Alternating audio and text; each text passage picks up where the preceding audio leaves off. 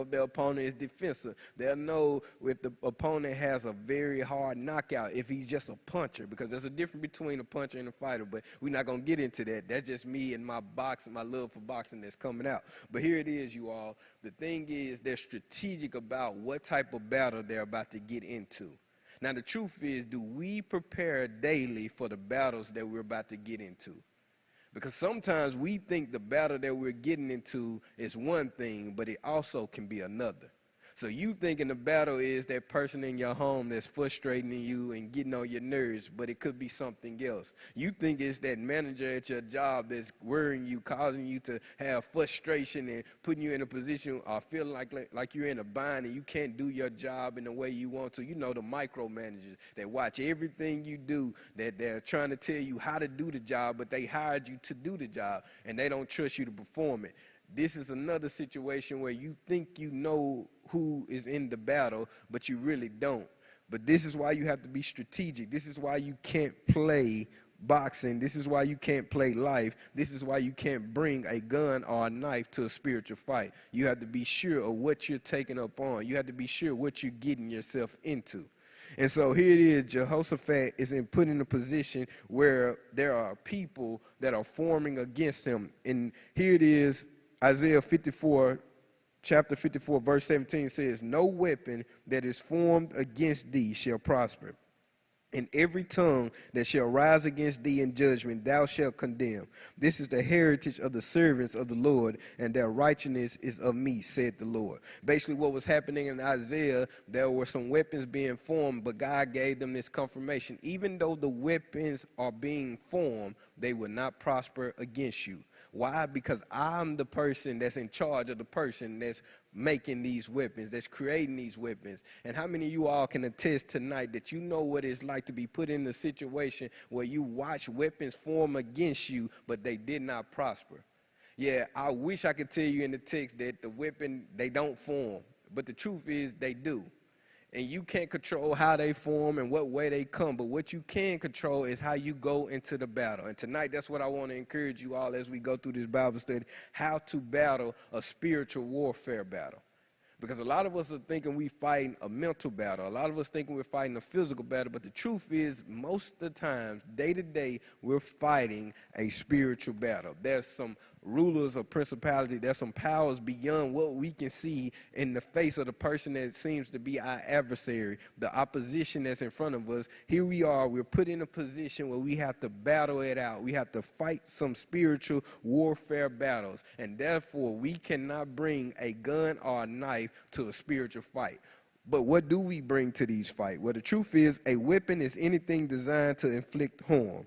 This you can see in 2 Corinthians chapter 10, verse 4. But Paul goes on to tell us the weapons we fight with are not the weapons of the world. On the contrary, they have divine power to demolish strongholds. And so tonight, I want you all to see the 3 different weapons that you take to a spiritual fight. Here it is, Jehoshaphat, first, as he gets this information that is given to him, verse 3, it said, Jehoshaphat was afraid, and he resolved to seek the Lord. So his first step was, hey, I'm going to seek the Lord. But not only did he just say he's going to seek the Lord, it said then he proclaimed a fast for all Judah who came together to seek the Lord. They even came from all the cities of Judah to seek him. Basically, a fast, how many of you all know what it's like to fast? Not just the Daniel fast at the beginning of the year. How many of y'all can put your hands up and say that you know what it's like to really put yourself in a fast? Okay, well, let me explain a fast. Okay, there we go.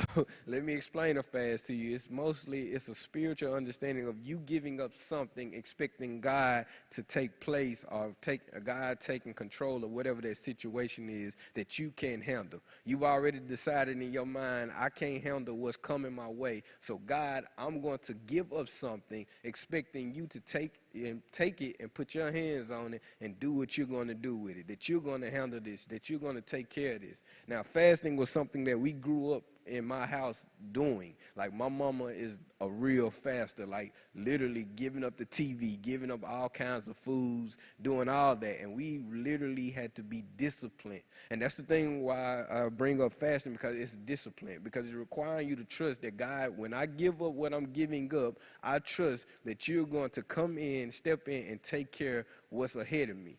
And here Jehoshaphat is in a position where he's like, I got all of these nations coming at me out of nowhere. Like, God, I just got back in your good grace. I just got back in your will. And you telling me you're about to throw these armies of people at me. And they're coming. They're close. It's not like they're deciding or putting together a plan. Like, they have already decided to make move. They're on their way. Better yet, they're almost halfway to meeting Jehoshaphat and the nation of Judah. And here it is, he decides to fast. Fasting, Jesus tells us that some things we can't get rid of without fasting and praying. And so sometimes in life we will have to give up something, expecting God to take and put his hands on it and handle it for us. And now again, fasting requires discipline. Fasting requires you being disciplined. But not only that, we see Jehoshaphat does something else. So one thing, fast. That's how you fight in a spiritual fight, fasting. The second thing is prayer. If you go to verse 5, it says, Then Jehoshaphat stood in the assembly of Judah and Jerusalem in the Lord's temple before the new courtyard. He said, Lord, God of our ancestors, are you not the God who is in heaven? And do you not rule over all the kingdoms of the nations? Power and might are in your hand, and no one can stand against you. Are you not our God who drove out the inhabitants of this land before your people of Israel, and who gave it forever to the descendants of Abraham your friend? They have lived in the land, and they have built you a sanctuary in it for your name, and have said, if disaster comes on us, sword or judgment, pestilence or famine, we will stand before this temple and before you, for your name is in this temple. We will cry out to you because our distress you will hear and deliver. So basically he goes on to pray. How many of you all know what it's like to really get on your knees and pray? I'm talking about the prayer where you snotting and tears and everything is coming up out of your eyes, because you know right now in the position you in, only God can come through, and you need to petition him. You need God to position himself in your life to stand there and say, listen, I'm going to take care of this for you. I'm going to handle this for you. And basically, Jehoshaphat remembers his ancestors praying. He remembered King Solomon praying this same prayer. And so he goes into it, which says, with our little ones, I see a little one in the audience, they watch what we do. My son, everything I do, he do it. How I move, he moves. How I talk, he talk. But the same way I pray is how he pray. He starts his prayer off the same way I start my prayer off. Now, what he says after he started the prayer off, I really don't understand. But one thing I do know for sure, he takes a lot of the ways that he go about praying from me. And so here it is, Jehoshaphat goes back to remembering what he seen King Solomon did and what all his other ancestors did. But not only that, he also understands that not only did they pray these prayers, but he also knows that God came through when they prayed these prayers. Because when I think about my ancestors, my grandparents, and the prayers they prayed, I know that God came through to get them where they are. Because in order for them to be where they are, that means you don't get a chance to see me. Does that make sense to you all? That means that their prayers kept working. But not only that, their prayers continued on down and they blessed me, because there's some things in my life, some situations that I went through in my life. I ain't supposed to be here right now, but I know it was some prayers of my grandmothers and my grandfathers and my mother and my father praying that got me just at this point in my life. So I thank God for those prayers. But not only that, I thank God that I know how to go back to the prayers that they prayed and pray them same prayers when I'm going through my own battles and I'm going through my own situation. Because I understand life would throw things at you that are too heavy to handle. Some days you feel like, how can I get through this situation? But here we see Jehoshaphat saying, I'm going to fast. But not only am I going to fast, I'm going to pray. Sometimes we have to really get into our prayer, and we don't have to have them sweet and cute prayers. The prayers need to just be straight to the point. Jesus, I know what you did for them, and I know you could do it for me. So I'm sitting in this position right now, not knowing where to go, not knowing what to do. But Lord, I need you to come through. Like, I don't know how you going to come through, but I need you to come through. Not only because you did it for them, but because, God, you stand on your own promises. You're not a God that will lie. You are a God that will come through. And I can trust and believe that you will take care of me and get me through whatever situation that I'm going through. And so he said, no matter if the sword or the judgment, the pestilence or the famine, whatever it may be, whatever it is, we can cry out to you and you will hear us and you will deliver us. The only issue is about that is when we're praying to God, we want him to answer right then and there, right? I can see somebody shaking their head saying, yes, I want God to answer my prayer right then and there. As soon as I send it up, God, I need you to answer. God, hey, fix this situation in my home. We want him to fix it right then and there. Or whatever's going on my job, God, fix it right then and there. Or if it's something going on with my family, fix it right then and there. Or maybe you've been in a doctor's office and you were given a note, or you was given some information that you did not want to hear. But yet, in this position, you're praying to God, saying, God, I know you can come through. And here we see Jehoshaphat praying. And it goes on to verse 10. He says, now here are the Ammonites, the Moabites, and the inhabitants of Mount Seir. You did not let Israel invade them when Israel came out of the land of Egypt, but Israel turned away from them and did not destroy them. Look how they repay us by coming to drive us out of your possession that you gave us as an inheritance. Our God will not judge them, for we are powerless before this vast number that comes to fight against us. We do not know what to do, but we look to you. We do not know what to do, but we look to you. Real quick, if I go back up, he basically is saying to them, listen, these same people that are willing to attack us right here and now were the same people that we let slide. How many of you all know there's some people in your life, because you was walking in the plans of God, you let them slide? Oh yeah, you could have showed them the same mercy they showed you, but because you was walking in God's grace, you gave them some mercy from God. You gave them some grace from God. It was some people in your life that swung on you, and you could have swung back, but there was some grace and there was some mercy from God because you were walking in his grace that you gave to them. And he says these same enemies that are trying to attack us are the same people we let slide. We let them make it. Because we could have took care of them, but you said no. You told us not to touch them. You told us not to bother them, but here they come against us. And so now we're scratching our head because we don't understand what has put them in a position to think that they can treat us bad after we have let them slide. We've let them make it. We didn't come against them when we had the opportunity to. Now, don't go too far thinking about that enemy that you let slide, because I don't need you going back and trying to get no get back. Trust that God got you, and he's going to take care. He's going to continue to give the grace. But here it is. As he goes on down, he says, we're powerless at this moment. They are bigger in numbers. They are vast in numbers. They come to fight against us. We do not know what to do, but we look to you. Somebody in here tonight, somebody that's watching online probably is telling themselves, I don't know what to do, God. I'm in a situation that I don't even know how I'm going to get out of today. But yet I don't even know if I want to see what happens after today, because I don't know what this situation looks like. I don't know if it's going to get worse before it get better. I don't know if it ends right here. I don't know what this situation is going to produce. And so, God, I'm at a point where I just don't know. But the only thing I can do is look to you. And how many of you all just looking towards God at the moment in your life saying, God, I need you to come through. I'm looking forward to you coming through, because at this point in my life, I'm all out of options. I have nothing else to give. I've given it all. And so Jehoshaphat has fasted, and now he's praying. And as he's praying, here it comes. God gives an instant answer. He don't wait. He don't take his time. He gives an instant answer. Here it is, verse 13. It says, all Judah was standing before the Lord with their dependents, their wives and their children.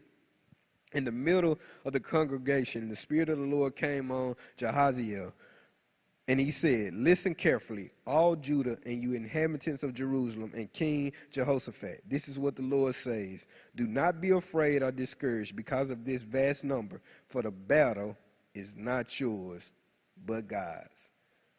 That part blesses me every time I say it, because that's the part where you go on to say, this battle is not mine, it's the Lord's. So as much as I want to put my hands on this situation, I've decided that this battle is not mine, it's the Lord's. And this is the confirmation that they're giving. It says, hey, I know it's a lot of people that are trying to attack you. I know there's a lot of things going on in your life. But if you decide to sit back and allow me to be God, you will realize that this battle does not even belong to you. It's mine. And I've already decided that I'm going to handle it in my own way. But do you trust me is the point. And how do you know if they trust him? Well, here it is. The instructions is, tomorrow, go down against them. You will see them coming up the ascent of Ziz, and you will find them at the end of the valley, facing the wilderness of Jeruel. You do not have to fight this battle, but position yourselves. Stand still and see the salvation of the Lord. The thing is, he doesn't say, go hide. He doesn't say, remove yourself. He doesn't say avoid. He says go to the battle. But you don't have to fight the battle. That means go in your house. Be in your house. Go to that job. Go around that family member. Go around that church member. Go wherever that uncomfortable place is that you feel that you are in a battle that you're facing daily. Go in that doctor's office, wherever you are, whatever battle you're facing in your life, go. But one thing for sure, when you get there, understand that you're not going to have to be the one doing the fighting. I just need you to stand there. But then not only just stand there, here it is. He says, position yourselves, stand still, and see the salvation of the Lord. He is with you, Judah and Jerusalem. Do not be afraid or discouraged. Tomorrow, go out to face them, for the Lord is with you. Meaning, in every situation, in all of these battles, God is going to be with you. He's going to stand by you. But you have to stand present and answer to your name. You have to be in position. How many of you all feel like you position yourself now, right now? You can say, God, I'm in position for you to come through and handle this battle. Mama Deborah Alexander, she goes to this church. We call her Mama Deborah because of all the things that she do for us. She has this saying where she says, man's hands are not long enough to box with God. And I love that. You know, she says, man's hands are not long enough to box with God, meaning that no matter what the situation may be, they can't handle what God can bring towards the table. And so therefore, all you need to do is position yourself, but trust that God is going to fight the battle. But if you think that's all you got to do, here it is. Jehoshaphat knelt low with his face to the ground, and all Judah and the inhabitants of Jerusalem fell down before the Lord to worship him. Then the Levites from the sons of the Kohathites and the Korahites stood up to praise the Lord, God of Israel, shouting loudly. Basically, here it is, you all. They did not just go quietly. They did not just do nothing. This is the last thing. This is the last point. I told you to fast. That's one way to fight a battle that's spiritual. Praying, another way to fight a battle that's spiritual. But worshiping. Praise and worship, you all.